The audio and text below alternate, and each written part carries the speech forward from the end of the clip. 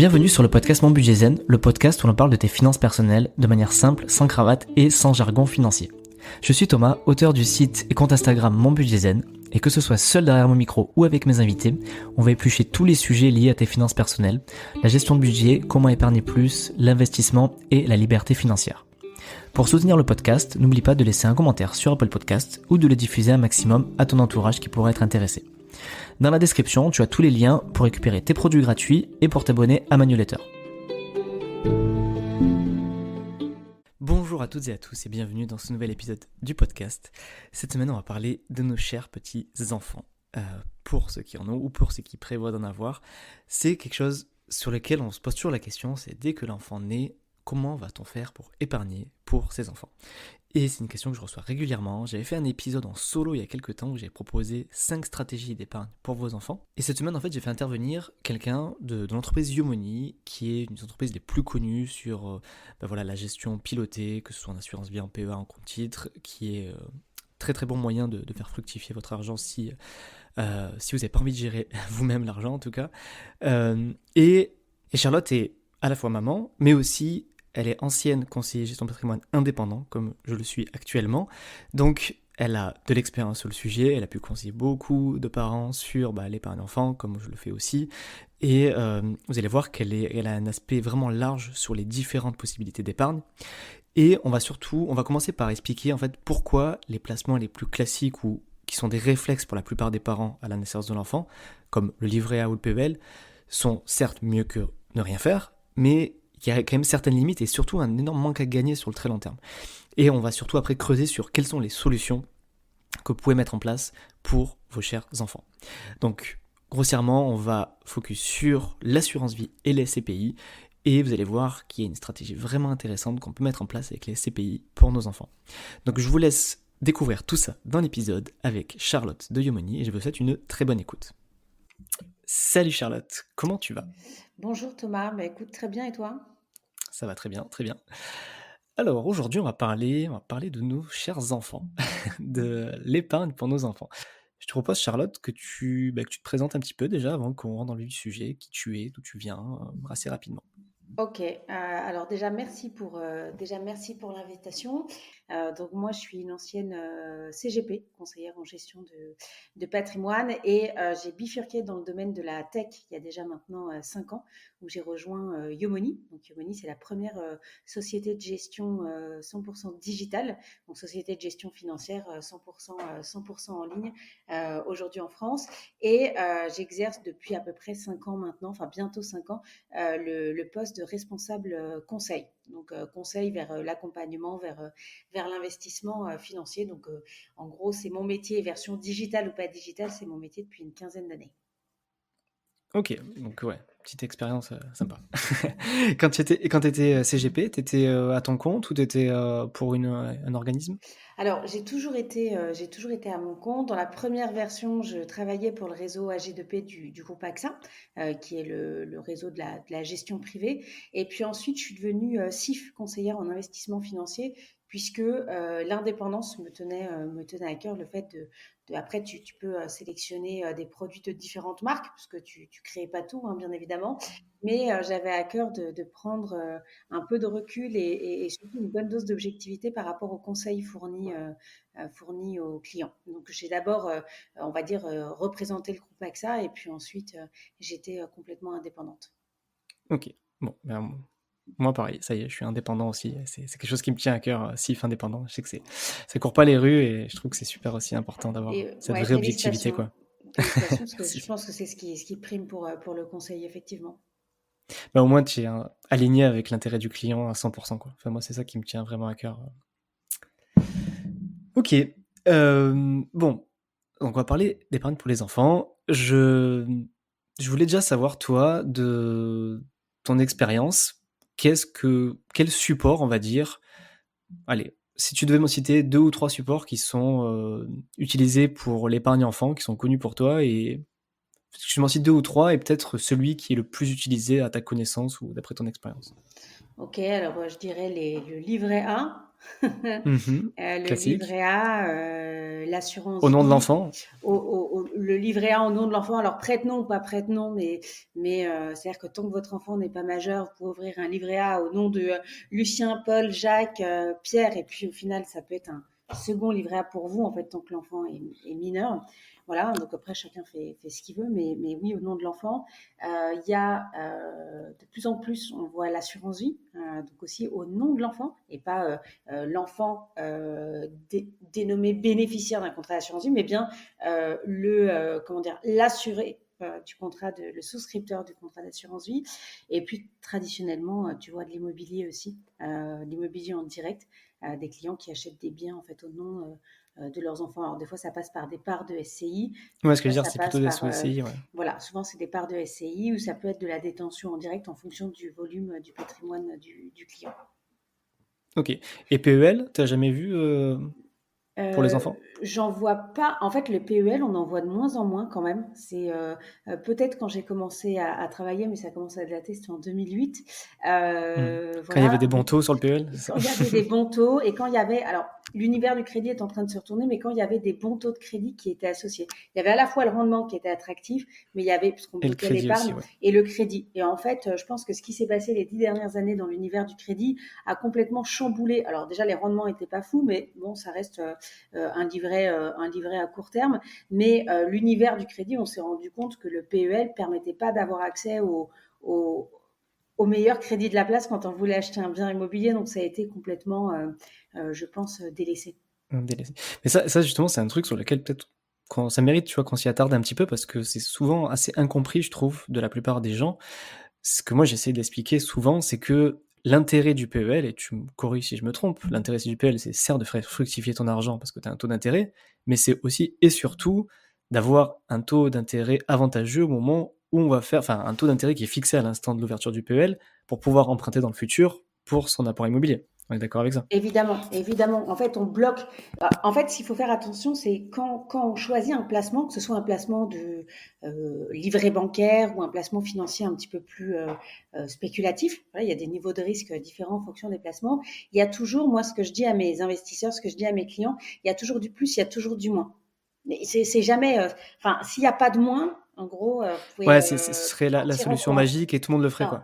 ouais, non, mais alors on n'est pas à Disneyland Paris, on n'est pas à l'euro-million, etc. Donc, si vous ne voyez pas de limite à un placement, c'est qu'il y a un loup. Et là, vraiment, et généralement, c'est dans ces cas-là où il est le plus important. Donc vraiment fuyez. Et en fait, quand vous allez faire, par exemple, si on fait le PEL, l'avantage du PEL, c'est qu'on a un taux, on a un capital garanti, on a un rendement qui est associé, et on fige un taux d'emprunt au jour de l'ouverture du PEL pour un achat immobilier futur.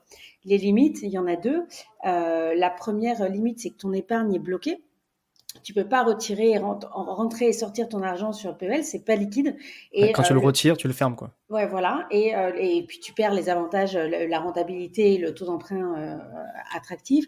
Et la deuxième, c'était, enfin en tout cas moi c'est un fonctionnement. Je t'avoue que ça fait longtemps que j'ai pas eu de PEL à titre perso, parce que aussi dans la praticité qu'on peut avoir nos déplacements, il y avait une obligation de mettre tous les mois une somme d'argent, et tout le monde n'a pas envie de mettre une somme d'argent. La dernière limite qu'on y voit, c'est qu'à partir du moment où tu fais ton retrait, bah, tu perds le taux d'emprunt. Enfin, c'est-à-dire que c'est même pas ça, c'est que les taux d'emprunt qui ont été figés au moment de l'ouverture des PEL ne se sont pas réadaptés dans un univers de taux très bas, qui n'est plus là aujourd'hui. Donc, je ne veux pas perdre tout le monde, mais on vient quand même de passer presque 10 ans avec comme disent les notaires, bientôt on va vous donner de l'argent avec l'appartement, quoi. L'argent a été quasiment gratuit, en fait. Ouais, L'argent avec les crédits, avec emprunté les taux aussi bas, ouais. avec des taux aussi bas, quoi. Et donc, le PEL ne s'est pas réadapté. Ne sait pas, enfin, en tout cas, moi, la limite que je vois du placement, c'est que les taux d'ouverture ne se sont pas réadaptés au contexte de marché.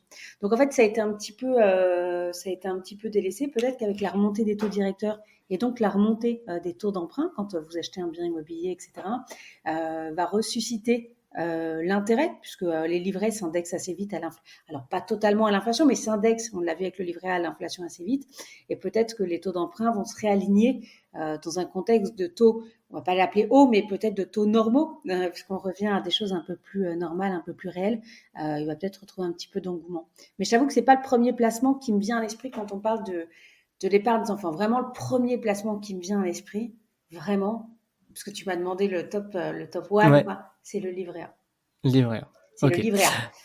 Alors, je reviens juste avant qu'on reparle des autres supports, j'ai envie de revenir un coup sur le PEL, parce que j'ai l'impression quand même qu'au final, enfin, t'as bien très bien décrit les limites et tout, mais pour moi, il y a un truc très important, c'est ce que t'as dit aussi, c'est que ton taux est figé à l'ouverture, mais j'ai l'impression qu'au final, en période de taux bas, certes, ça rapportait rien, mais par contre, est-ce que c'était pas aussi le moment pour l'ouvrir?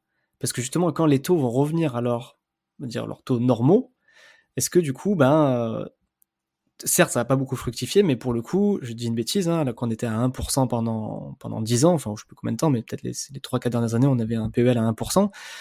C'est-à-dire qu'on ouvrait le PEL et on pouvait emprunter, alors je sais pas si c'était 1%, peut-être un peu plus, mais est-ce que ça veut pas dire aussi, c'est un pari, on va dire, pour le futur, en disant je parie sur le fait qu'un jour les taux vont revenir à leur valeur normale, on va dire 3-4%, et quand tout le monde empruntera à 3-4%, moi je pourrai emprunter à 1%.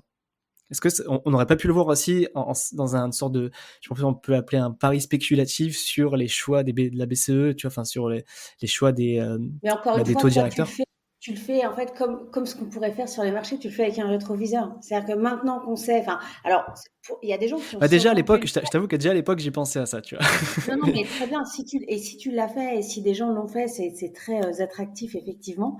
Effectivement, d'avoir figé un taux dans un univers où, mais les PEL étaient quand même pas très réceptifs à la baisse des taux d'emprunt. C'est-à-dire que je sais pas à quel taux, enfin, quand on ouvrait un PEL il y a encore 3 ans, à quel taux d'emprunt on pouvait s'endetter, sur quelle durée, etc. J'ai pas les chiffres en tête. Tu les as peut-être, mais moi je les ai pas. Moi, de mémoire, tu avais un rendement donc de 1%, donc qui était pas fou du tout, et tu avais un taux d'emprunt bloqué à 2%, donc qui était supérieur, mais qui du coup, Qui si on se était projetait, Voilà, qui était bien supérieur au marché, mais qui, si on se projetait à cette année, et même sûrement l'année d'après, euh, peut, on aurait pu dire que ça aurait pu être des taux intéressants. Ouais. ils peuvent être des taux qui deviennent intéressants. Le fait est, c'est que les gens agissent à l'instant présent et on le voit. En fait, cette technique-là de spéculation, en fait, déjà, on a du mal à l'avoir sur les marchés financiers. Enfin, tu vois, quand les marchés baissent, on dit aux clients, il faut rentrer parce que on est plutôt dans un contexte baissier et donc c'est plutôt avantageux. Sauf que quand ça baisse, les gens se disent que ça va Ça chuter va encore totalement baisser. et tout va disparaître. Et quand ça monte, et même si c'est au plus haut, personne n'envisage que ça puisse. On parlait avec un spécialiste de la finance comportementale il y a pas moins d'un quart d'heure, là, on était en réunion, et qui nous disait c'est un peu comme dans la vie. Enfin, vous êtes en vacances, il fait beau, tout va bien, tout le monde est en pleine santé. On n'imagine pas qu'un accident puisse survenir et puis que quelqu'un, je sais pas, perde la vie, que vous découvriez une maladie soudaine du jour au lendemain. Vous êtes dans un contexte où tout est bien, je sais pas, vous êtes réunis, vous êtes en famille, il fait beau, c'est les vacances, on n'envisage rien qui puisse être négatif. Par contre, vous êtes dans une période de stress accru la veille, je sais pas, de partiel ou d'examen important pour le travail ou pour les études et rien ne va et vous n'allez pas, enfin, vous n'êtes pas dans un bon mood et vous n'allez pas imaginer, je sais pas, réussir avec succès cet examen et une période prospère qui peut arriver derrière. Et en fait, on va avoir les mêmes logiques, les mêmes tendances sur l'univers de l'investissement.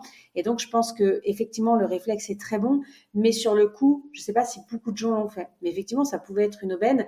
Après, ce qui est dit sur l'inflation, sur la reprise des taux, c'est que ça tend à se stabiliser. C'est-à-dire que on est sur une inflation qui semble entre guillemets, ne pas se caractériser, c'est-à-dire que bien évidemment, elle est ancrée dans le marché, etc. Et elle est là pour rebooster aussi enfin, il y a un effet de compensation par rapport à ce qu'on a maintenu, ce qu'on a connu pendant une dizaine d'années. Mais on voit bien que les banques centrales restent quand même aux aguets et dans une logique de contrôle. Et a priori, elles veulent retourner assez rapidement vers une normalisation. Donc l'impact sur les taux, moi je suis pas une spécialiste juste du marché, enfin je suis pas trader, je suis pas gérant, voilà, mais a priori on doit aller vers une normalisation des taux. Donc ça peut être pour les personnes qui l'ont et s'ils peuvent acheter dans un contexte de taux vraiment élevé, ce sera très attractif. Il y a quand même le quid de qu'est-ce que vont devenir les taux d'emprunt à plutôt moyen terme, c'est-à-dire 2 ans, 3 ans, 5 ans. Non seulement il faut avoir ouvert son PEL à la bonne date, mais en plus il faut l'utiliser, enfin il faut utiliser la partie crédit à la bonne date aussi. Donc est-ce que voilà, il y a une concomitance d'événements qui fait que voilà, c'est pas toujours si simple que ça. Ok. Alors, si on revient sur le placement que tu as plus entendu, qui est le livret A, selon toi, c'est quoi les limites ou les avantages, tu vois, pour une épargne pour les enfants? Bah, la limite, c'est que en fait, enfin, le bah, la limite, c'est qu'en fait, un livret A, vous êtes enfin, on va pas du tout parer l'inflation. C'est-à-dire que on regarde souvent les rendements des livrets. Et les gens, là, s'extasient dernièrement parce que le livret A rapporte 3%. Donc, c'est vrai qu'un livret A, même si on le compare, par exemple, à un fonds euro, les livrets A se sont beaucoup plus rapidement indexés sur l'inflation que les fonds euros. Ça, c'est lié à leur mode de fonctionnement. Les fonds euros, ils sont plutôt restés à 2% sur l'année 2022. Le livret A, hop, d'entrée de jeu, il va être plus réactif, plus intuitif, il passe à 3.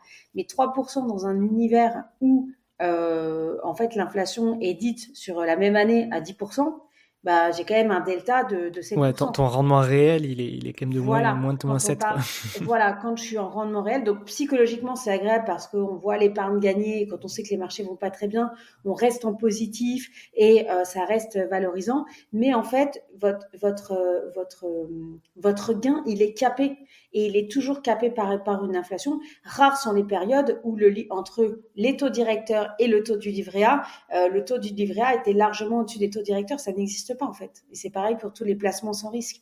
Mais en fait, quand vous ouvrez un placement pour un enfant, ça dépend de l'âge de votre enfant. Moi, je parle des tout petits enfants parce qu'il y a quand même une tendance qui prend de plus en plus d'ampleur et qui est plutôt géniale. C'est-à-dire qu'on a un réflexe, une naissance, un placement. Ça, je trouve ça plutôt super. Et en plus, aujourd'hui, on peut le faire avec très peu de moyens. On sait que pendant des années, il y a seulement un peu une élite qui se donnait accès ou qui se donnait droit à cette épargne. Sans parler de placement, on peut juste parler d'épargne. Et en fait, ça se démocratise de plus en plus. Donc, c'est un super push qu'on va pouvoir donner à nos enfants quand ils vont prendre leur envol. Alors, est-ce que c'est pour passer le permis? Est-ce que c'est pour les études? Est-ce que c'est pour le lancement dans la vie active? Ça, c'est propre à chacun. Mais c'est un comportement d'investisseur qu'on voit de plus en plus. Et ça, c'est la bonne nouvelle. La nouvelle qui est un peu moins bonne, c'est que la réaction, c'est de se dire, je vais donner une stat, mais je ne sais pas si elle est vraiment exacte, mais je dirais que intuitivement, dans plus de 70% des cas, les gens me disent ah ben j'ai ouvert un livret A parce que de toute façon c'est pour les études. De toute façon c'est tout le temps pour les études. On les voit On voit tous. rien d'autre que les Nos études. chérubins, de toute façon on les voit tous chirurgiens, avocats, Ah ouais. ministres. Voilà, on envisage le meilleur. Je sais pas si c'est le meilleur, mais on envisage le meilleur pour eux. Donc même si nous on n'a pas fait d'études longues, eux on les voit faire des études longues. C'est comme ça, c'est ancré. C'est voilà, on a déjà décidé pour eux. La réalité nous rattrapera certes. C'est quoi la voie royale, quoi? Voilà, bah après, je pense que la réalité nous rattrapera certainement. Et donc, les gens me disent, ah ben non, j'ai pris un livret A parce que tu comprends, c'est pour les études. Et donc, bah, les études, c'est sérieux. Et donc, Et surtout, on ne peut pas se permettre de prendre des risques. Et surtout, on ne peut pas se permettre de prendre des risques parce qu'on veut aller chercher du gain. Donc ça, c'est la réaction plutôt saine d'une personne qui peut, dès 50 euros, ouvrir un placement à la naissance de son enfant et il l'alimente de quelques dizaines d'euros par mois, de quelques centaines d'euros par mois en fonction des anniversaires, etc. Au gré de sa vie durant. L'initiative, moi, je l'applaudis et je l'encourage. Il faut le faire. Et je pense que c'est vraiment une aubaine et c'est vraiment super bien. La limite, c'est que, en fait, ce qui est montré financièrement, c'est que plus vous êtes jeune, plus vous avez une possibilité de prendre du risque sur les marchés, parce que qui dit prend du risque, dit va chercher de la rentabilité. Je prends pas du risque gratuitement pour rien en face. Si j'ai du risque, en face j'ai de la rentabilité, et si j'ai de la rentabilité, inversement, en face j'ai du risque. Donc, ce qui s'applique au livret A, c'est que je n'ai pas de risque, ok? Donc, posez-vous des questions sur la rentabilité au-delà du 3% par an. Posez-vous des questions. Si vous vous dites, ah oui, bah, elle dit que le 3%, c'est pas génial. Bah, moi, je trouve que c'est quand même génial par rapport à ce qui se passe autour. Il n'y a pas de risque. Donc, en fait, sur la durée, ça ne génère pas le rendement attendu. Et surtout, c'est 3% aujourd'hui. Mais le jour où l'inflation va retomber, on va peut-être retomber à 1,5 ou 1 ou 1,5. Je crois que ça fait plus de 10 ans ou de 15 ans qu'on n'avait pas été à 3% sur le livret A. Enfin, il est monté vite, mais il peut aussi redescendre vite le rendement. Il faut Tout à pas fait. le Ce qui est penser. valable dans un sens, ce qui est valable à la hausse, est toujours valable à la baisse. Et puis, 3% par an, c'est toujours à comparer avec l'inflation. Parce qu'en fait, le 3, c'est un peu psychologique. Alors, c'est toujours confortable psychologiquement d'être rassuré quand on épargne. C'est important, comme ça, on n'y pense pas, on est à l'aise avec ce qu'on est en train de faire. Mais il y a d'autres solutions d'investir. Et plus votre investissement... En fait, quand vous avez des longues périodes, vous n'avez pas besoin de cet argent. C'est-à-dire que votre enfant naît, vous ouvrez un placement, ou même votre enfant à 5 ans, vous ouvrez un placement. De toute façon, les études supérieures, c'est 18 ans. Bon, il y en a qui commencent beaucoup plus tôt, mais généralement, c'est 18 ans. Donc, vous savez que vous avez bien 10, 15, parfois 18 ans devant vous pour épargner. Et ça, ce sont des périodes extrêmement longues sur lesquelles il faut pouvoir profiter des marchés financiers. Et donc, même si à certains moments, ça peut chuter, sur 18 ans, vous avez largement le temps de récupérer la main sur le placement, de récupérer la mise sur le placement et de faire fructifier l'épargne. En tout cas, c'est ce que démontre l'univers des placements depuis une trentaine d'années. Et j'ajouterais même, donc tu parles de marché, mais j'ajouterais même des placements potentiellement peu liquides, peut-être un peu plus safe, enfin un peu moins risqués que le marché financier, je pense notamment au SCPI. Tu vois, est-ce que c'est des choses aussi qui peuvent s'envisager pour des enfants? Alors On au sein d'une peut, assurance vie, je pense, mais... et effectivement, alors au sein d'une assurance vie ou même en détention directe, il y a des montages peut-être un peu plus, ça peut être fait par de la dette, ça peut être fait par de la dette aussi. Vous pouvez le faire en démembrement de propriété, une propriété par exemple, ça peut avoir un effet un petit peu capitalistique un peu plus fort. Ça peut être fait sur de l'assurance vie. Après, il faut toujours être très regardant, mettre de l'immobilier dans de l'assurance vie. Alors c'est très tendance, ça peut être très attractif. Mais il y a souvent des frais. Quand vous mettez des SCPI dans une assurance vie, vous mettez un peu une maison dans la maison.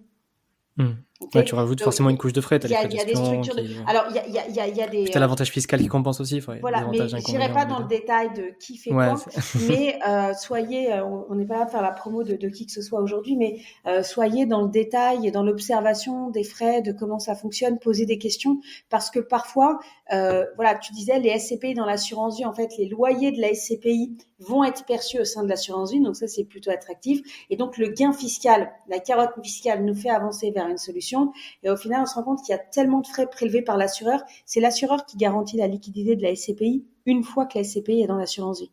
Et donc, comme il assure cette liquidité, l'assureur, il se rémunère au passage. Et parfois, l'assureur, il se rémunère vraiment grassement sur la SCPI, qui fait que l'avantage fiscal, sur une durée assez longue, il est un peu galvaudé. Donc, parfois, on peut avoir une détention, par exemple, en nue propriété. Vous allez acheter qu'une partie, enfin, vous achetez la nue propriété et vous récupérez la pleine propriété par suite, peut avoir un effet capitalistique. Vous avez de la nue propriété sur 5 ans, sur 10 ans.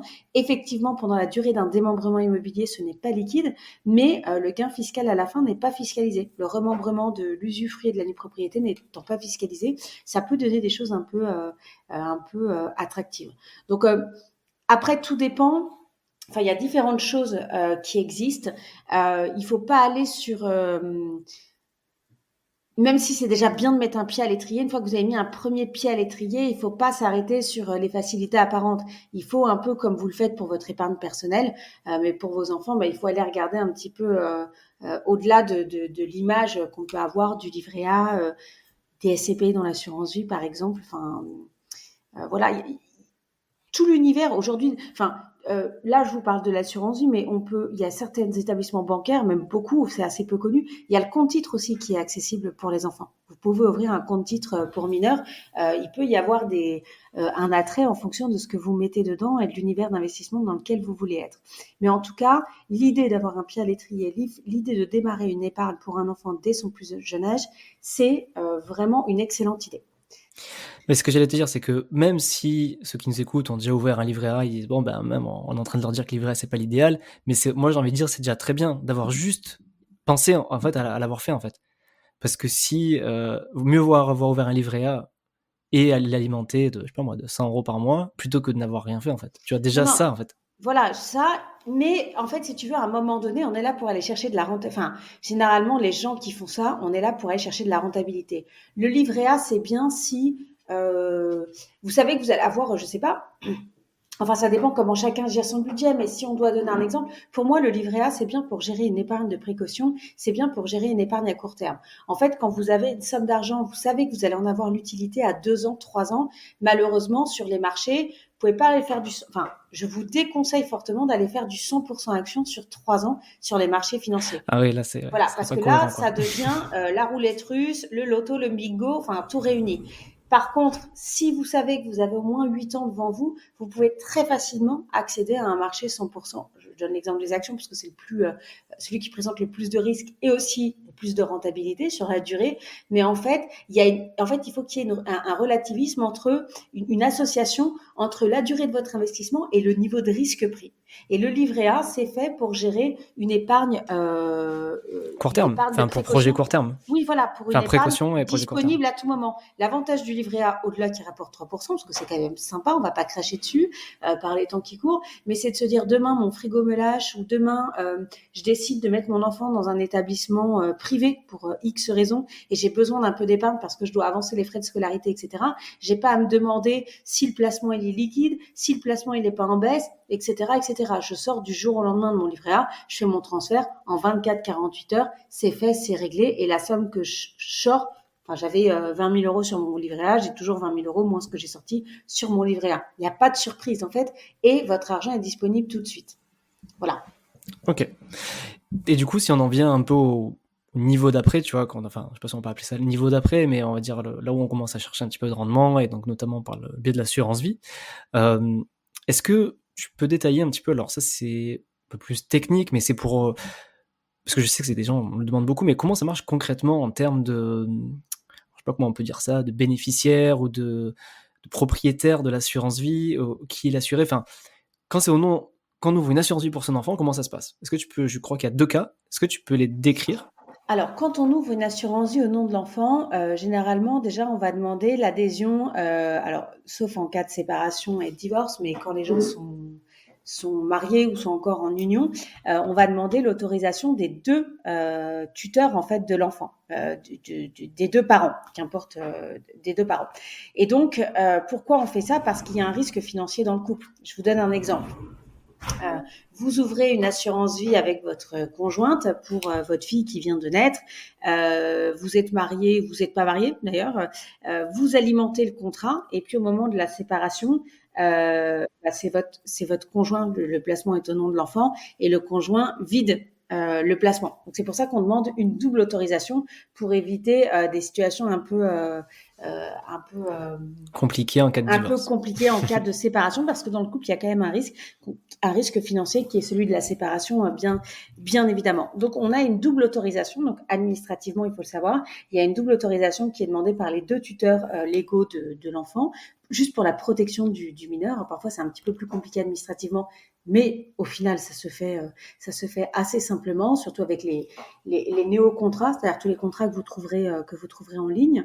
Et puis ensuite, le contrat, il est au nom de l'enfant, donc il faut que vous ayez préalablement un compte courant au nom de l'enfant pour pouvoir alimenter le contrat d'assurance vie au nom de votre enfant. Et en fait, le contrat d'assurance vie, il va rester sous votre tutelle jusqu'à la majorité de l'enfant. La majorité de l'enfant, c'est 18 ans. Okay, c'est-à-dire que vous allez être tuteur du contrat, vous allez le gérer, c'est vous qui allez choisir le profil de risque, faire les versements, etc. Et vous allez l'administrer comme si c'était un placement à vous. Je vous donne l'exemple, nous, chez Yomoni, les contrats enfants remontent sur l'espace client d'un ou de l'autre des tuteurs, en fonction de qui est client et qui est le tuteur numéro 1 qui s'inscrit, en fait. Eh bien, le compte enfant, par exemple, tout simplement, le compte enfant va remonter à côté du compte du parent. D'accord. Normalement, à 18 ans, qu'est-ce qui se passe? L'enfant a sa majorité et le contrat lui revient, donc il donne un accès personnalisé. On dissocie l'espace connecté, où il y a un espace connecté qui va être propre au nom de l'enfant qui n'est plus un enfant, mais n'est plus un mineur en fait, mais est un majeur. Et au final, l'enfant peut disposer librement de ses capitaux. Ça, c'est la théorie de base. En tant que bénéficiaire, c'est vous qui, jusqu'aux 18 ans de l'enfant, vous souscrivez au contrat de l'enfant. C'est vous qui décidez de la clause bénéficiaire de votre enfant. D'accord? Donc, vous pouvez mettre ses frères et sœurs, ses représentants légaux ou quiconque, enfin, vous avez envie de mettre, c'est une clause bénéficiaire libre, hein, comme sur une assurance vie, il n'y a pas de contrainte spécifique, mais sachez que tant que l'enfant a moins de 18 ans, vous restez administrateur du portefeuille, à la fois du profil, des versements, de la clause bénéficiaire et de toute manœuvre effectuée avec l'autre, le co-tuteur, effectuée sur le portefeuille. Il y a un petit risque quand même, on se dit, ah ouais, mais si j'alimente ce contrat d'assurance vie, puis au final je mets 100 euros par 100 euros tous les mois, plus un peu d'argent à Noël, un peu d'argent aux anniversaires, etc., on peut facilement se retrouver avec des sommes un peu importantes au moment des 18 ans. Et à 18 ans, on n'a pas toujours la maturité. C'est-à-dire qu'on peut se retrouver avec une somme d'argent du jour au lendemain à 18 ans. Et là, ça peut être un peu la panique à bord. Il existe pour tous les contrats d'assurance vie, au moment de la souscription du contrat d'assurance vie, ça ne se fait pas a posteriori, ça se fait au moment de l'ouverture, c'est très important. Vous avez ce qu'on appelle un pacte adjoint, comme son nom l'indique. C'est un document que vous mettez en place et qui va vous permettre en fait de rajouter un délai supplémentaire sur l'orientation du capital à terme. Ok. Donc à terme, c'est à 18 ans. C'est à 18 ans. Nous, chez Yomonia, on a un pacte adjoint qui vous permet, vous, tuteurs et co-tuteurs, de maîtriser la destination des capitaux jusqu'aux 25 ans de l'enfant. Donc, vous ouvrez à la naissance, on va dire que Adèle vient de naître. Voilà, on lui offre un contrat d'assurance vie, on l'alimente toute sa vie durant. Adèle a 18 ans, le contrat lui revient, elle a un espace connecté personnalisé. Donc là, il y a quand même une communication qui doit être faite avec soit en amont, soit à ce moment-là avec votre enfant, c'est plutôt pas mal. Et vous, comme à l'ouverture, vous avez mis un pacte adjoint, vous avez, entre guillemets, verrouillé l'utilisation des capitaux jusqu'aux 25 ans. Ça veut dire quoi? Ça veut dire qu'Adèle, entre 18 et 25 ans, si elle veut effectuer des rachats sur le contrat, elle est obligée de demander l'autorisation des co-tuteurs. Et donc, elle ne peut pas tout liquider pour partir vivre 1 an à Ibiza parce qu'elle en avait très envie et qu'elle s'est dit qu'avec quelques dizaines de milliers d'euros, elle pouvait bien se faire ce plaisir après l'obtention de son baccalauréat. Voilà, c'est un peu une plaisanterie, mais ce que je veux dire, ça peut être assez rassurant. Et 25 ans, pourquoi? Parce que... pourquoi on a eu 25 ans? Parce que généralement, à 25 ans, on est rentré dans le monde du travail et on estime qu'à partir du moment où l'enfant devenu majeur a eu sa première paye son premier loyer, paye ses premiers impôts, généralement, on a une réalité qui nous revient directement à la figure et on réalise plus un peu la valeur de l'argent. Voilà. Mais c'est des dispositifs. Après, il y a des dispositifs qui peuvent être un petit peu plus forts, qui soient mis en place. Vous pouvez orienter, ça, généralement, il faut passer chez notaire, vous pouvez orienter la destination des fonds en disant que l'argent ne pourra servir, et ça se fait aussi dans les clauses bénéficiaires de contrats d'assurance vie, que pour l'achat d'un bien immobilier. Enfin, vous pouvez conditionner en fait l'argent qui est donné à travers ces contrats d'assurance vie. Mais le plus simple et le plus sain, enfin, généralement, reste la mise en place d'un pacte adjoint qui vous permet d'avoir un droit de regard sur l'utilisation des capitaux entre cette période un peu latente de 18 à 25 ans. Et ça, je pense que ça peut rassurer bon nombre. Il y a un autre point qui me paraît intéressant, c'est que quand vous transmettez, enfin, en fait, il y a deux possibilités de donner. C'est soit vous dites, ben voilà, j'offre un contrat d'assurance vie ou ça peut être un livret A aussi, mais le livret A, ça va être beaucoup plus liquide. C'est-à-dire que le virement, c'est presque de l'argent liquide, ou vous transmettez une somme en cash, par exemple avec les donations. Vous pouvez faire des donations à l'égard de vos enfants. En fait, on se rend compte statistiquement qu'il y a moins de chances de dilapider. Vous transmettez. Déjà, quand vous transmettez un placement, vous transmettez autre chose qu'une somme d'argent. Vous allez transmettre aussi un premier pas dans un univers. L'enfant, l'enfant majeur, il va regarder l'assurance vie, il va se dire c'est quoi, qu'est-ce que c'est, si il n'en a jamais entendu parler. Et quand il va vouloir faire un rachat, il va être confronté au fonctionnement. Il va devoir s'y intéresser de facto, quoi. Voilà. Et après, à vous de voir à quel moment vous avez mis un pied à l'étrier dans l'univers de l'investissement, mais on est quand même beaucoup parce que la génération d'avant le faisait un peu moins, ou en tout cas c'était accessible quand même à des classes assez aisées, ce qui n'est plus le cas aujourd'hui. On peut investir des quelques centaines d'euros, ce qui est plutôt formidable. Et bien en fait, vous allez transmettre au-delà de la somme une culture et un mode de fonctionnement, parce que la capitalisation prend de plus en plus de place et va prendre de plus en plus de place, surtout sur les nouvelles générations, ne serait-ce que pour les sujets de retraite. Je rentre pas dans le débat qui est très d'actualité, mais la capitalisation prend un enjeu sociétal de plus en plus fort aujourd'hui.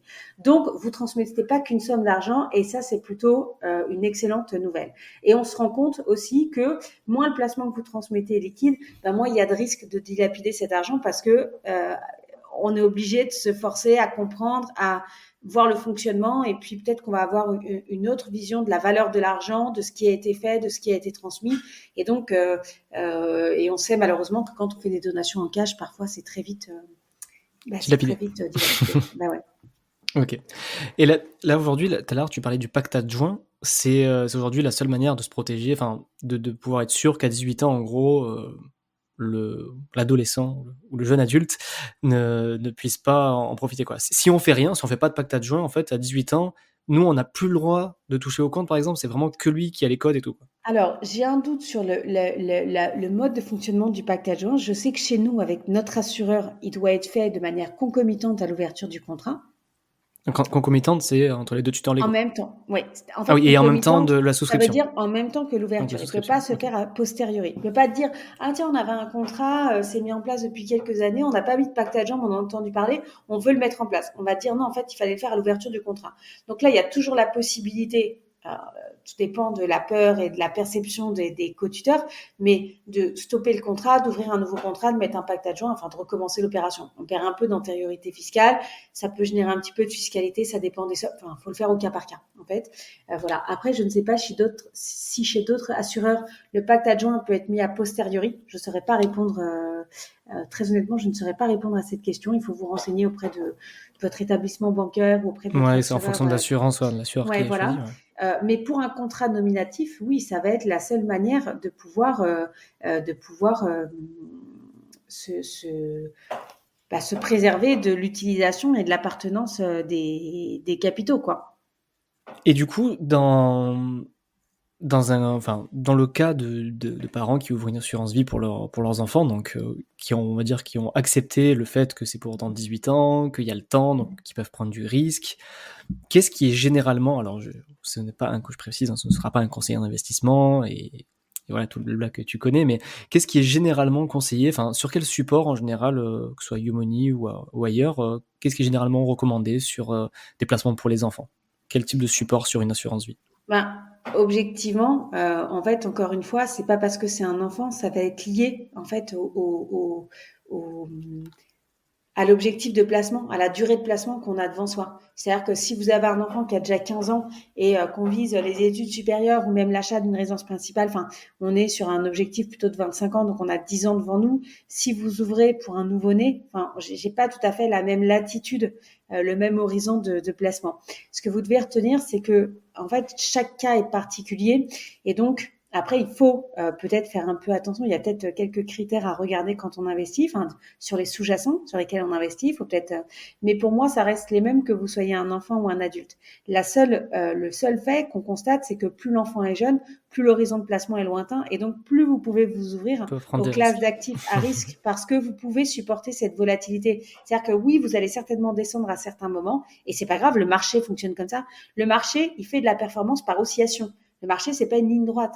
C'est ni que des hausses, c'est ni que des baisses. Le marché, on sait qu'il génère de la performance sur les 30 dernières années et à travers des périodes de hausse et des périodes de baisse. Donc, je dirais que plus l'enfant est jeune, plus vous pouvez vous exposer au marché action. Ça, c'est un point de vue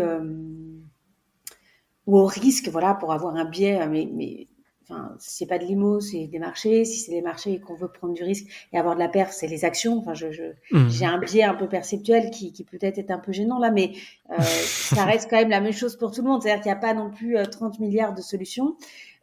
Et après, Bah, il y du moins a sur une assurance vie, c'est vrai que on va être assez limité. Soit en gros, ça va être actions, SCPI en général. Après, tu peux ouais, faire du private equity obligations. aussi des fois. Ouais, maintenant il y a du private equity. Le private equity peut être très intéressant aussi pour les enfants parce que ce n'est pas liquide sur des durées de 10 ans généralement. C'est pas un problème quand l'enfant vient de naître. Après, attention à la pondération. Le private equity, généralement, c'est pas plus de 5% du patrimoine financier. Donc, il y a une démocratisation du private equity depuis quelques années sur le marché. C'est maintenant accessible à travers l'assurance vie, ce qui est plutôt une très bonne nouvelle. Encore une fois, tout ce qui est Mais il faut pas oublier que c'est très risqué aussi. voilà, il faut que par rapport au pourcentage de l'assurance vie globale qui va représenter le patrimoine financier de votre enfant, ça doit représenter 5 à 10%. Donc, c'est peut-être pas par ça par lequel vous allez commencer, mais vous savez qu'il y a une période d'indisponibilité de 10 ans et en fonction de l'âge de l'enfant, ça peut faire sens de pondérer un peu l'allocation globale par du private equity, par de l'immobilier aussi. Hein, je ne dis pas, je suis pas du tout fermée au sujet. Et après, c'est à voir avec un conseiller. Mais le réflexe que vous devez avoir, et c'est l'opposé de ce qu'on a tendance à faire, c'est plus études, achats, immobilier, tour du monde, qu'importe ce que votre enfant en fera, et ça, vous le maîtriserez pas totalement. Vous pouvez mettre des garde-fous, mais vous le maîtrisez pas totalement. C'est plus vous avez de temps devant vous, plus objectivement, vous pouvez prendre du risque. Ça, c'est vraiment le conseil objectif. Après, il y a le conseil subjectif où on se rend compte, nous, dans les faits, en fait, comme le contrat va être en gestion par le tuteur, il y a le contrat, il y a qu'est-ce que je peux faire objectivement. Donc, plus mon horizon est long, plus je peux monter en termes de position de volatilité sur les marchés pour aller chercher le maximum de rendement. Et ensuite, il y a qu'est-ce que je suis capable d'accepter. Encore une fois, si est-ce que vous, en tant que tuteur et gérant du contrat d'assurance vie de votre enfant, qui est au nom de votre enfant, est-ce que vous allez avoir cette appétence au risque et ce niveau de relativisme qui va vous permettre de bien driver l'assurance vie de vos enfants? Généralement, ça se passe bien. Moi, je constate quand même que j'ai un duplicata du profil parent et du profil enfant chez Yomoni. C'est-à-dire que, par exemple, j'ai des clients qui vont avoir des objectifs d'investissement de 10 ans, 15 ans et qui vont plafonner sur un profil 6. Comme on le dit, il ne faut pas avoir les yeux plus gros que le ventre sur les marchés financiers. Un bon placement, c'est un placement que vous allez tenir sur la durée. Donc, si vous savez qu'un 100% action, vous n'êtes pas capable de le tenir en période de baisse, il faut réduire le risque et il faut prendre un peu moins d'actions jusqu'à ce que ça vous paraisse acceptable. Donc, il y a jusqu'où je peux aller, qui est la première question à vous poser. Quel horizon de placement j'ai devant moi? Et après, c'est jusqu'où je veux aller, qui inclut en fait un critère de subjectivité, c'est-à-dire vous et votre résistance en fait au stress que peuvent générer les placements financiers. Et moi, j'ai des clients, comme je disais, sur 15 ans qui dépasseront jamais un P6. Généralement, je me rends compte que sur l'épargne de l'enfant, on ne dépasse pas le P6 non plus, parce que en cas de marché qui se retourne, ils seront pas capables de supporter sur le portefeuille de leur enfant, tout comme ils sont pas capables de supporter sur leur propre portefeuille. Donc, je pense que c'est des critères à prendre en compte. Nous, on a quand même tendance à dire, plus les enfants sont jeunes, plus vraiment, faut pas hésiter, faut aller sur du P10. Si vous sentez que vous n'êtes pas capable de le supporter et que ça vous amène à vendre dans des périodes de forte baisse, ça sert à rien non plus. Donc, je pense que il faut quand même inclure un degré de subjectivité, et ce degré de subjectivité, il passe par deux choses. D'une part, ça va être vous, le tuteur et le gérant du portefeuille, même s'il est au nom de votre enfant. Donc, c'est à prendre en compte. C'est vous aussi votre aversion au risque. Et votre enfant pourra modifier les choses une fois qu'il en reprendra la gestion.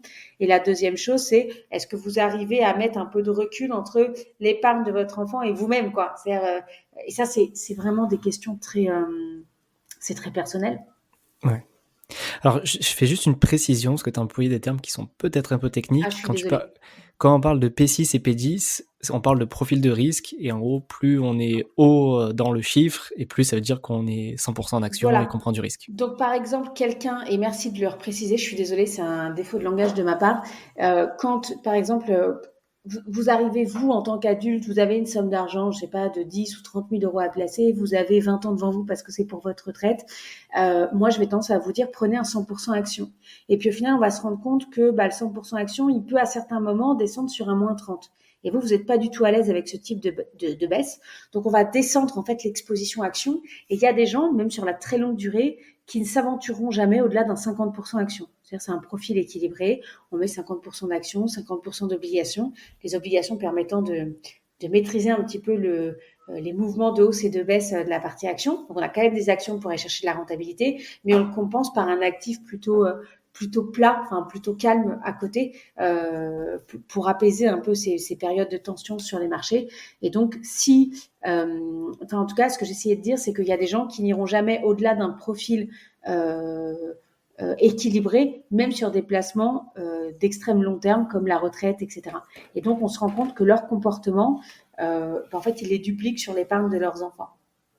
Ce qui en soi n'est pas véritablement un problème, hein, mais c'est amusant de le constater, quoi, de voir que c'est amusant de le constater.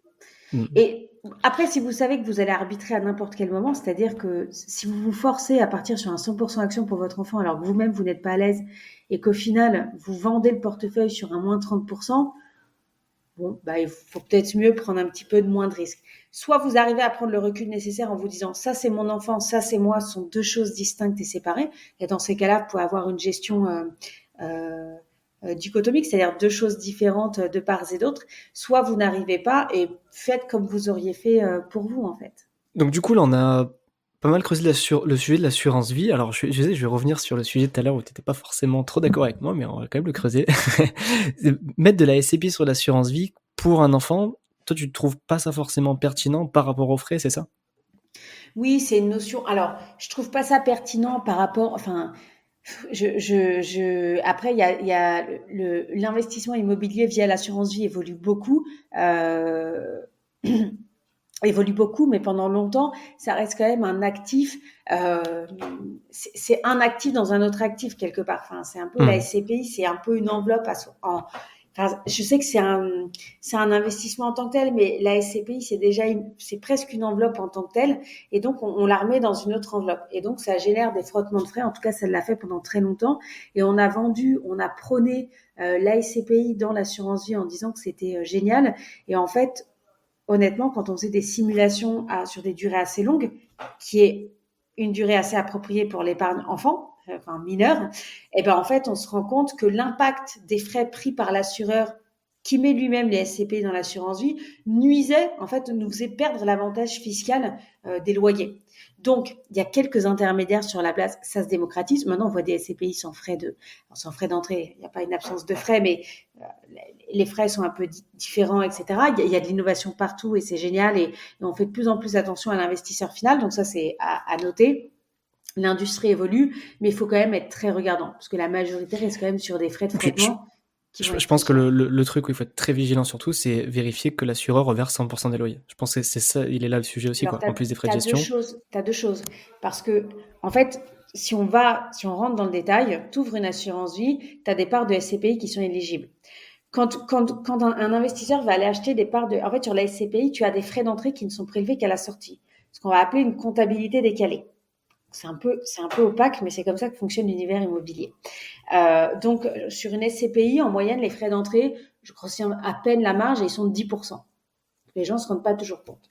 Demain, je mets 100 sur une part de SCPI. Elle va me rapporter du 5 pour. Je vais en direct. Hein, je prends mes 100, j'achète des SCPI. Et alors là, tu vas me dire, mais sur quoi je les mets? Bah, sur rien, en fait. J'ai des parts nominatives de pierre papier et je suis pas obligée de les mettre sur un compte titre, une assurance vie ou quoi que ce soit. Je peux les détenir, ce qu'on va appeler du nominatif pur. OK? Et en fait, c'est le titre, le papier, qui fait votre titre de propriété. Enfin, celui de l'investisseur qui nous écoute. Je mets 100. J'ai 10% de frais d'entrée qui vont pas être prélevés et je vais avoir 5% de rentabilité annuelle, brute, hein, avant fiscalité. Et donc, sur mes 100, donc je vais toucher, je vais toucher mes 5 tous les ans, le durée de mon investissement. Les 10% de frais d'entrée, en fait, ils sont prélevés le jour où vous rachetez vos parts de SCPI. Et entre-temps, votre part de SCPI qui valait 100, elle peut valoir 102. On dit qu'on garde le placement 6 ans. Et donc, ma part de SCPI, elle valait 100. Entre-temps, elle a été réévaluée. Je finis au bout de 6 ans, elle vaut 102. Et entre-temps, chaque année, j'ai touché 5% de la valorisation de ma part de SCPI. Donc, entre 100 et 102.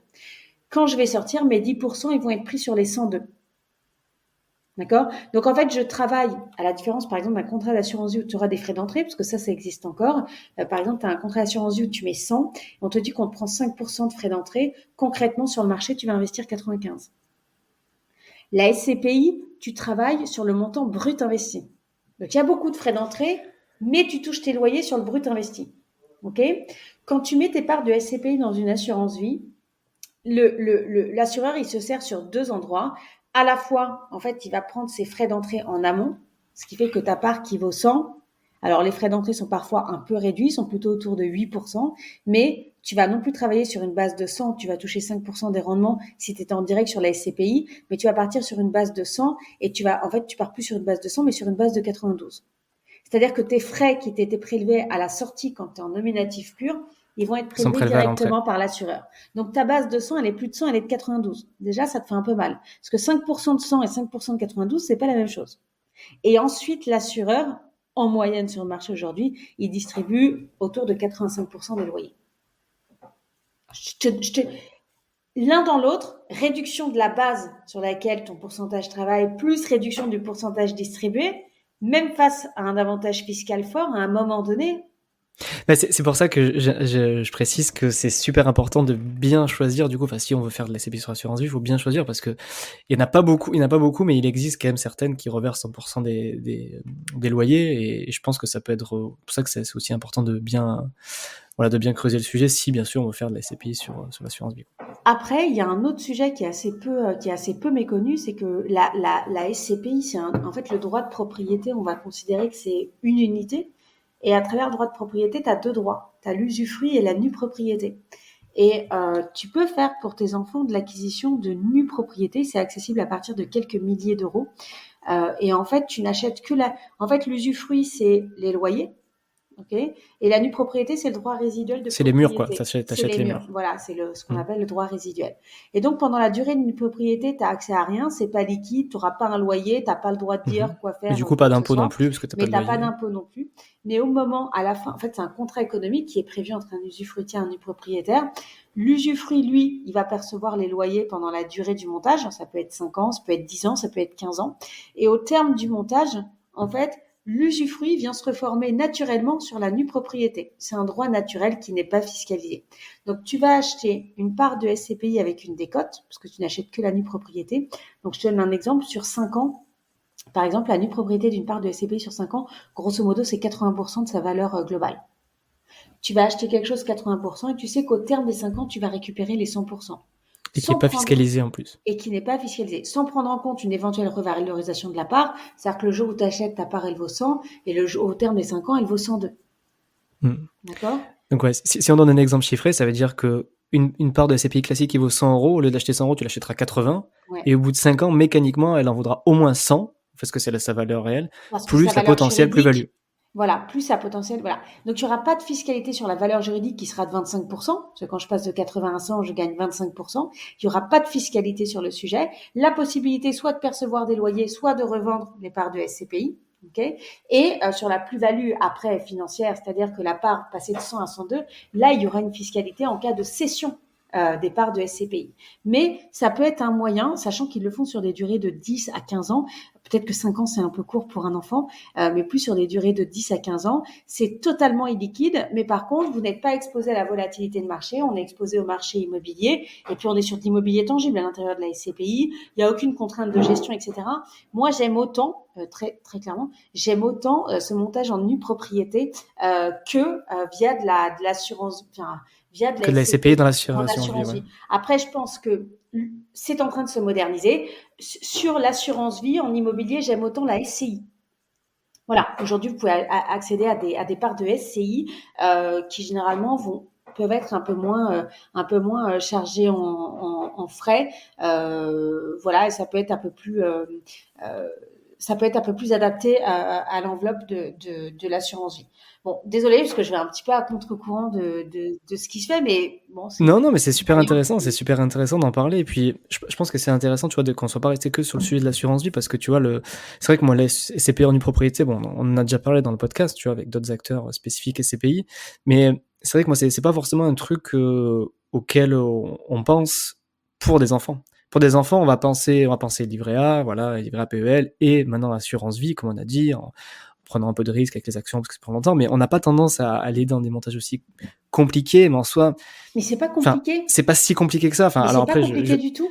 je sais pas quel est le niveau de nos auditeurs, mais je pense que c'est pas si compliqué que ça de comprendre voilà un démembrement, de bien comprendre bah voilà qu'en gros l'immobilier ça se sépare en deux choses entre les murs et en gros ceux qui profitent du loyer et puis que enfin voilà tu vois je vais pas répéter ce que tu as expliqué mais je pense que tu l'as très bien expliqué et ça peut être clairement adapté aux enfants dans la mesure où on peut se permettre de pas y toucher pendant 5 ou 10 ans quoi. Voilà, il faut savoir que la nue propriété, ça limite. On parlait toujours des avantages, les limites. Donc l'avantage, c'est que bah il y a une valeur juridique qui au terme de 25% qui au terme ne sera pas fiscalisée. Attention, enfin qui au terme ne sera pas fiscalisée. Il y a le fait qu'on est sur des actifs tangibles et qu'on sort de la volatilité de marché, la facilité de gestion parce qu'on est sur un parc immobilier qui va être autogéré. Alors à vous de bien choisir le distributeur de la SCPI, mais généralement c'est plutôt assez bien géré. Et puis les SCPI maintenant sont un capital variable, donc ce sont des actifs qui au terme du montage sont beaucoup plus liquides que ce qu'on a pu connaître avant les années 2000. Les limites, c'est que c'est absolument pas liquide. Du temps de la nue propriété, vous ne récupérerez pas vos capitaux. Autant sur l'assurance vie 100% action, on vous dit c'est pas liquide, mais si vous voulez sortir, même si le marché est mauvais, vous allez pouvoir sortir. Alors peut-être pas la valeur que vous voulez, mais vous pourrez toujours sortir. Là, il faut vous dire que c'est absolument pas être liquide. C'est du Impossible. marché de gré à gré, c'est un enfer. Donc vraiment, Ouais, c'est illiquide c'est totalement. le gros inconvénient, c'est que c'est C'est liquide. le gros inconvénient. Mais Et c'est la deuxième adapté au chose, final à l'épargne Deuxième enfant. chose, c'est que le capital n'est pas garanti. La part de la SCPI, elle était à 100 quand vous faites la souscription. Elle peut monter à 102 et plus. Elle peut aussi redescendre de l'autre côté. Alors, il y a une partie un peu d'amortissement, mais ça peut redescendre aussi de l'autre côté. Mais ça peut être une source de, soit pour des gens qui ont une aversion assez forte au marché et qui veulent sortir du livret A. Vous allez chez n'importe quel distributeur de SCPI, n'importe quel courtier, vous allez voir que toutes font du démembrement aujourd'hui et vous trouvez à partir de tickets. Alors, 1000 euros, c'est pas accessible à tout le monde tout de suite, mais à partir de quelques milliers d'euros en fonction des SCPI, vous allez en trouver assez facilement. Donc, il faut vous renseigner, il faut contacter des courtiers, contacter des plateformes de référencement de SCPI, par exemple. Voilà, ça peut être un moyen pour vous. Et puis, ça peut sinon être une source de diversification parce que c'est pas parce que ce sont des enfants que vous devez avoir qu'un seul placement. Vous pouvez avoir le livret A, vraiment, je vois pas l'intérêt, sauf si vous avez des dépenses à court terme sur vos enfants qui sont pas prévues dans votre budget global familial. Ouais, mais généralement, c'est prévu dans nos épargnes Voilà, de la c'est famille, ça. quoi. Fonds euro, pour moi, le fonds euro livret A, C'est pareil, même combat. même combat. Voilà, sans plafond, du coup, pour le fonds euro, mais... Voilà, je schématise un peu, mais voilà, mon affection porte pas sur ce type de placement, je pense que vous l'aurez compris. Et je pense qu'ensuite, vous pouvez avoir accès donc, au marché financier, pourquoi pas au mandat de gestion, parce que comme pour vous, en fait, à titre privé, c'est un job à part entière. Donc, quand c'est délégué, c'est beaucoup plus simple. Des gens qui font ça toute la journée et qui le font plutôt bien. Et puis, vous n'êtes pas obligé de vous cantonner à l'assurance vie. C'est-à-dire que vous pouvez apporter de la diversification via de l'immobilier. Vous pouvez faire et marché financier et immobilier. Vous n'êtes pas obligé de tout mettre au même endroit. Parce qu'en fait, maintenant, tout est accessible à partir de quelques milliers d'euros. Et quelques milliers d'euros en mettant en place, on se rend compte que souvent, c'est une épargne mensuelle quand même pour les enfants. Ça peut vite arriver, en fait. Donc, après, pourquoi pas diversifier? Enfin, moi, je trouve que c'est... et si vous transmettez à votre enfant à ses 18 ans et une assurance vie et de la nue propriété de par deux SCPI, enfin, je veux dire, clairement, vous le faites rentrer dans le monde de la capitalisation. Alors, vous êtes pour ou contre, je ne rentre pas dans ce débat-là, mais vous lui donnez 2 cordes supplémentaires à son arc. Enfin, je veux dire, il part déjà paré pour savoir comment on se constitue une épargne, comment on constitue son avenir d'un point de vue financièrement parlant. C'est un gros plus pour lui, en fait, en termes de transmission. Ok. Donc, si je résume un petit peu là, les placements qu'on a bien détaillés, en gros, assurance vie avec dedans, au choix, fonds euro, actions ou SCPI. Et la petite, et ce qu'on a bien décrit aussi, qui me paraît vraiment très pertinent, c'est la SCPI nue propriété à creuser pour les enfants avec tous les avantages que tu as très bien décrits. Avant de terminer, moi, il y a quand même juste un placement dont on n'a pas parlé et sur lequel j'ai entendu aussi beaucoup de choses. Alors, moi, je ne l'ai pas fait à titre perso pour mes enfants, enfin pour ma fille, pardon. Mais je sais qu'il y a un petit système qui peut être intéressant à mettre en place, c'est d'utiliser le PER. Est-ce que tu en as déjà entendu parler ou pas? Oui, et bien si sûr. Oui, qu'est-ce que tu en penses? En fait, le PER a voulu se mettre, je pense, un peu en remplacement du PEL, tu sais, qu'on ouvrait pour les enfants. Alors, en fait, le PER pour vos enfants, il fonctionne comment? Il faut savoir que le PER, c'est une enveloppe qui est bloquée. Jusqu'à la retraite, théoriquement. Jusqu'à l'âge de la retraite. Donc, vous pouvez ouvrir un PER pour mineurs et vous allez l'investir. Alors, je ne sais pas quel niveau de connaissance vous avez sur le sujet, mais l'avantage du PER, c'est que vous avez en amont, on dit un avantage fiscal. Moi, je vais vous parler de crédit d'impôt, parce que c'est un avantage fiscal que vous redonnez à la sortie du placement.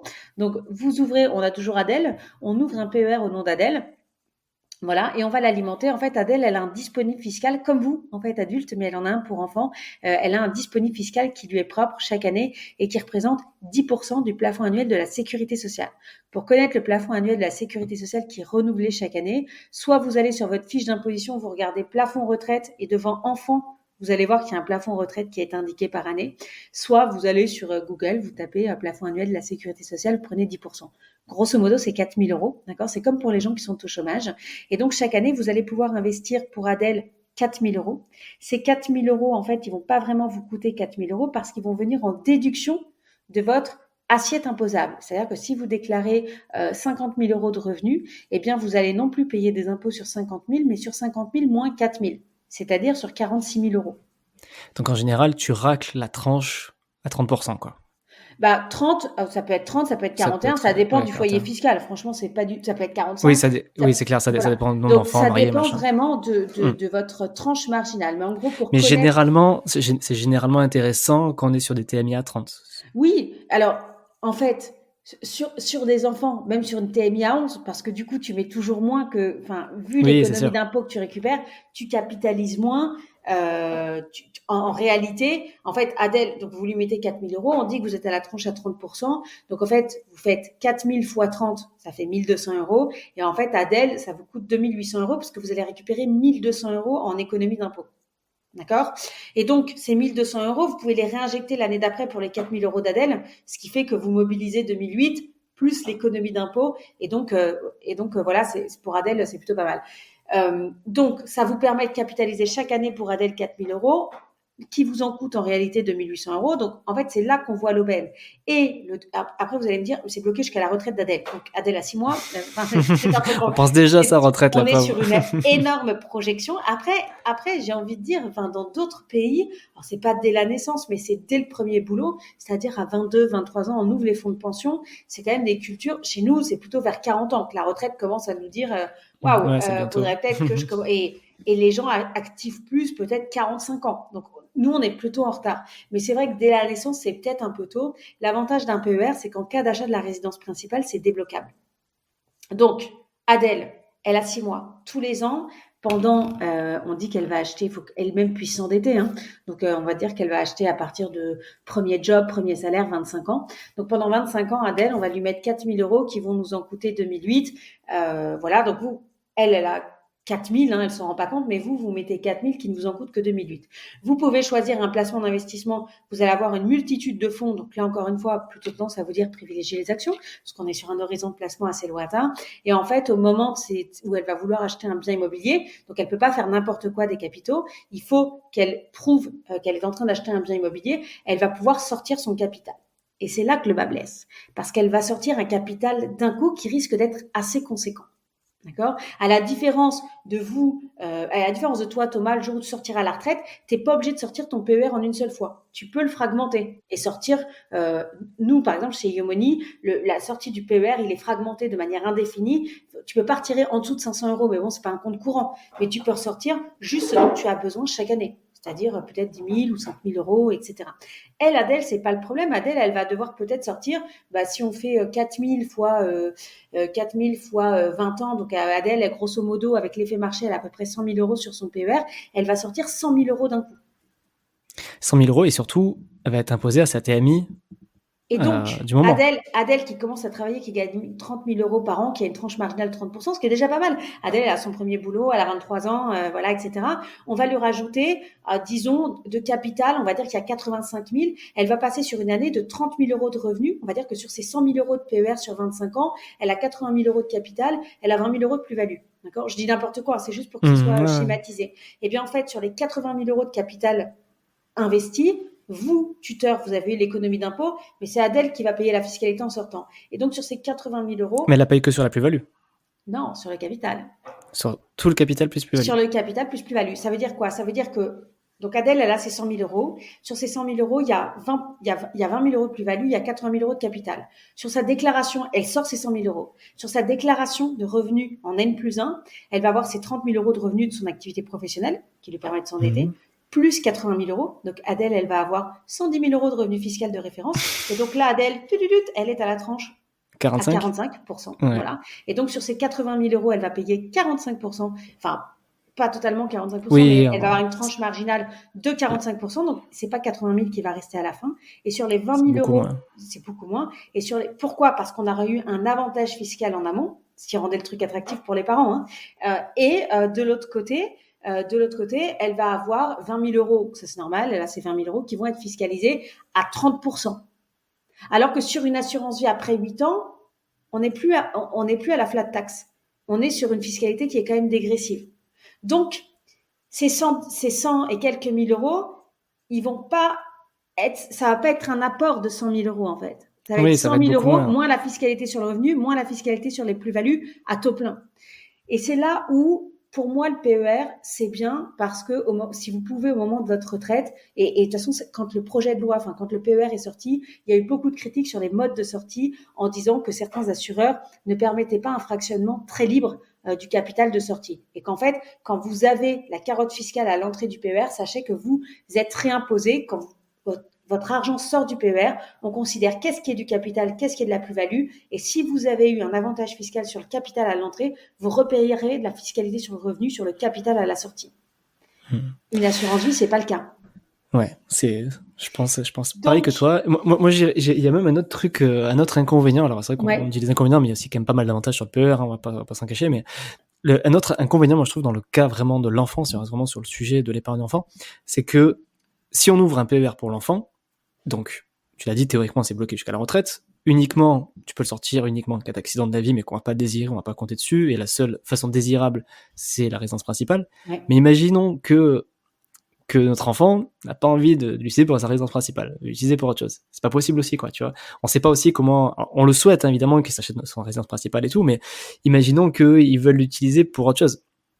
C'est Ouais. aussi, faut y Effectivement, penser aussi, tu vois. Enfin, c'est beaucoup moins libre que l'assurance vie, ouais. tu vois, où tu fais ce que tu veux de ton argent. Oui, après, j'aurais tendance à dire, ça peut être, pour échanger souvent avec les clients, ça peut être aussi un bon moyen de conditionnement. C'est-à-dire Ouais, que les parents, c'est c'est-à-dire que obligé. si on te dit, tu donnes de l'argent à tes enfants te disent, j'achète un bien immobilier avec, quelque part, toi, alors c'est peut-être un peu, je sais pas quel âge si t'as des enfants et quel âge ils ont, mais ça peut être un soulagement, en fait, te dire, Bien il fait sûr, de bien sûr. l'immobilier avec, c'est quand même bien, etc.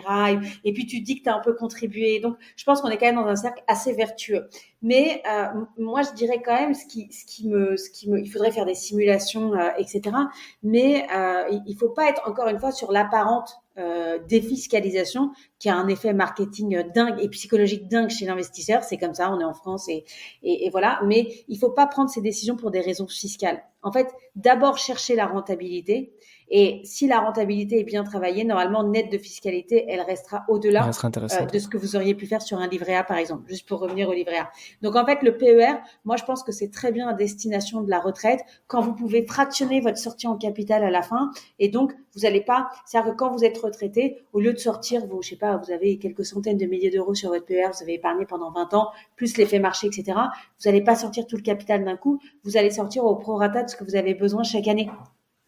Et donc, vous n'allez pas switcher de tranche marginale du fait de la sortie du PER. Et Et, donc, il ouais, n'y a pas et d'enjeu. pas avoir un rattrapage fiscal trop violent, quoi. Et voilà. Et parfois même, peut-être que les parents ils vont défiscaliser à 30% et Adèle, elle va passer à 45%. Donc en fait, alors que l'idée, c'est plutôt de se Ouais, c'est un dire, peu égoïste, quoi, à se dire bonne défiscalise, mais c'est la petite qui va payer nos impôts, quoi. en fait, je pense que après, au-delà des considérations psychologiques, etc., dont chacun gère comme il peut, parce que je pense que sur l'émotion et sur, je pense que chacun fait comme il peut. Je pense qu'après, il faut faire des tableurs de rentabilité. Il faut vraiment chercher. Mais je suis pas sûre que ce soit si attractif que ça. Alors que sur une assurance vie, d'une part, il y a une plus grande liquidité à la sortie, et puis vous avez quand même un moyen de contrôle grâce au pacte adjoint. Donc, on arrive sur un entre-deux. On est sur une solution plus souple et fiscalement, de toute façon, à aujourd'hui plus attractive. Qu'est-ce que sera la fiscalité du PER et de l'assurance vie dans 20 ans? Malheureusement, on le sait sur l'évolution de la fiscalité de l'assurance vie sur les 20 dernières années.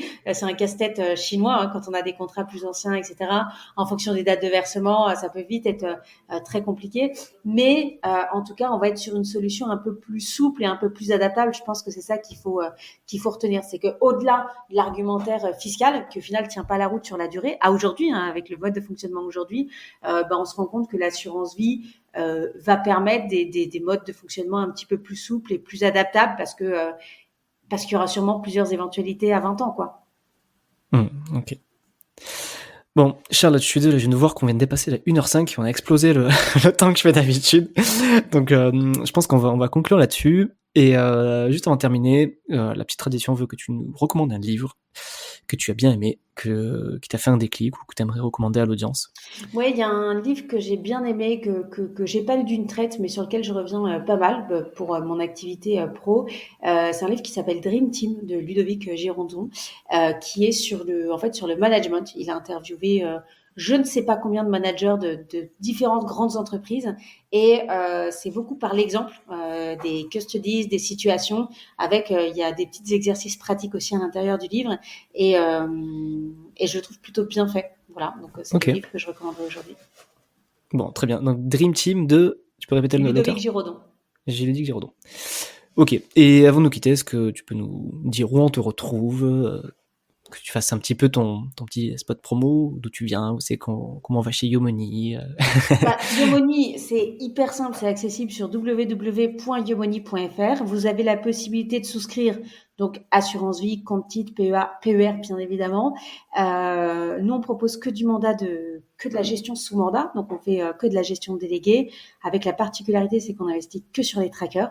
Donc c'est vraiment la particularité d'Yomoni. Vous avez la possibilité de faire tout ça 100% en ligne, tout seul. Donc il y a des bases pédagogiques sur lesquelles vous pouvez vous renseigner. Et vous avez aussi la possibilité de passer par nos rendez-vous avec nos coachs patrimoniaux. C'est des rendez-vous qui vont osciller entre 15 minutes et 45 minutes en fonction du montant de vos questions et du montant que vous souhaitez investir. Ce sont des rendez-vous qui sont 100% gratuits. Donc si vous êtes un petit peu novice, que ce soit pour l'épargne de vos enfants, pour votre retraite perso ou même pour parler de PEA ou de gestion de trésorerie d'entreprise, qu'on s'attaque à pas mal de domaines, n'hésitez pas à prendre un rendez-vous avec l'un de nos conseillers. Ok, super. Sans, je pense, je mettrai un petit lien dessous la description. Et puis, merci beaucoup Charlotte de ton temps, Merci à de tes toi pour explications. l'invitation et puis bonne continuation. Merci, à bientôt, salut. Au revoir.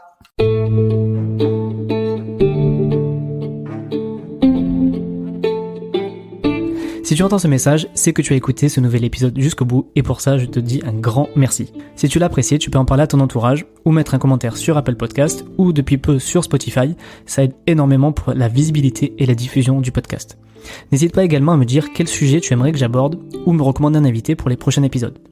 Pour ça, dis-moi-le sur mon compte Instagram monbudgetzen ou alors à mon adresse mail contact@monbudgetzen.com. N'oublie pas que dans la description, tu as tous les liens si tu veux aller plus loin et notamment récupérer tes cadeaux gratuits.